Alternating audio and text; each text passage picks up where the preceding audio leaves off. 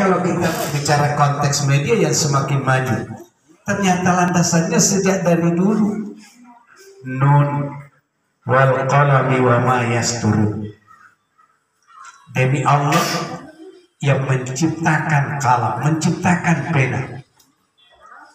Ya, pertanyaannya, dengan pena itu kita mengatakan apa yang kita harus tulis dan apa yang harus ditulis dan bagaimana cara menulisnya.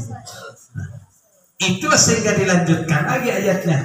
Allamal insana ma lam ya'lam. Ternyata kita akan diberikan pengajaran bahwa ternyata cara menulis itu dengan memulai menulis abjad sampai kita itu bahwa ternyata apa yang kita lakukan ini adalah petunjuk dan landasannya juga ada dalam Al-Quran.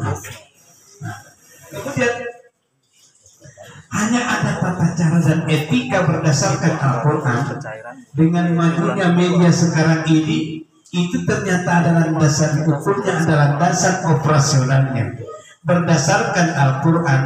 Ya ayyuhalladzina amanu in ja'akum fasiqun binaba'in fatabayyanu an tusibu qauman bijahalah. Saya tidak pernah belajar seperti Pak Sekda, tapi saya kira ada auditor. Tidak mungkin berita keluar sebelum diedit. Ternyata tugas yang mengedit berita itu yang dilakukan oleh Al-Quran, tabayyun. Sebab berita yang kita akan beritakan itu pasti dengan analisa, tabayyun. Lalu kalau ada yang tidak bermanfaat atau ada yang kita salah, pasti kita tidak akan muat. Dan ternyata inilah landasannya dalam Al-Quran. In ja'akum fasiqun binaba'in fatabayyanu an tusibu qauman bijahalah. Sebelum berita keluar pasti kita edit, sesudah diedit itu kita pelajari bahwa ternyata mengandung unsur manfaat.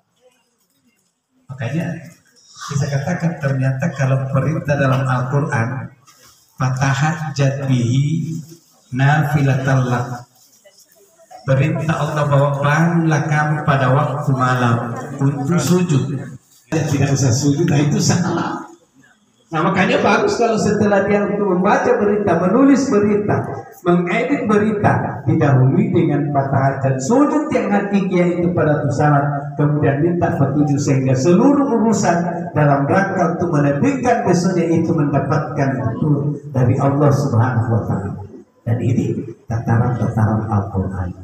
Nah, ternyata apa yang kita lakukan ini adalah satu pekerjaan yang mulia, dan itu merupakan bagian dari sujud yang dikabarkan atau diperintahkan oleh Allah dalam Al-Quran. Nah ini biasa. Kemudian setiap ibadah yang kita lakukan itu dengan bias dan ikhlas.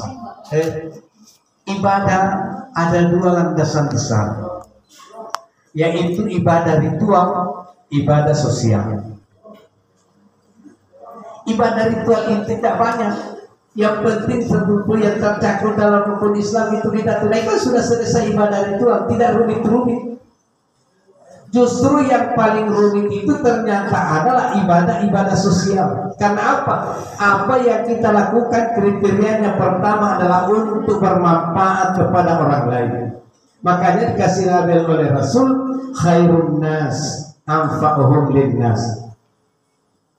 Semua pekerjaan kita yang dibutuhkan orang yang kita wujudkan, maka itulah yang namanya memberikan kemanfaatan. Dan kemanfaat itulah sehingga dikategorikan kata oleh Rasul sebagai khairun nas, manusia yang paling baik.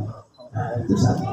Yang kedua, bahwa ternyata ibadah-ibadah sosial yang kita lakukan itu akan selalu kembali kepada diri kita, walaupun tujuannya kepada orang lain.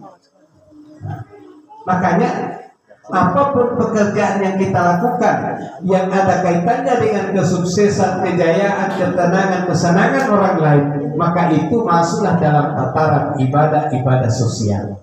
Nah, sekali lagi itu yang paling dominatif.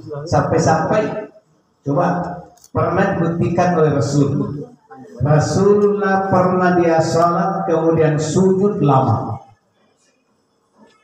Kemudian setelah selesai salat ditanya oleh sahabatnya, ya Rasul, kenapa terlalu lama sujudnya? Apa ada wahyu yang turun?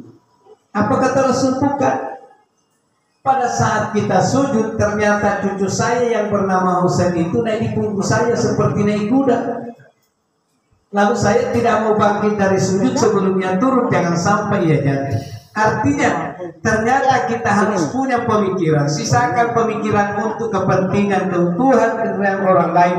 Jangan hanya mementingkan pikiran kita untuk diri sendiri. Itu yang dilakukan oleh Rasul. Nah, dan inilah sehingga Rasulullah mengakui salah satu sahabatnya yang bernama Abu Talha. Kenapa? Abu Talha itu paling mengutamakan orang lain.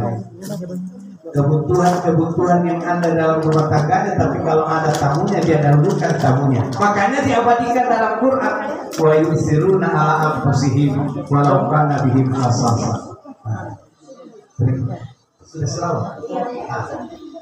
Sudah asal. Mari kita berdoa. Amin. A'udzubillahi minasyaitonir rajim. Bismillahirrahmanirrahim. Allah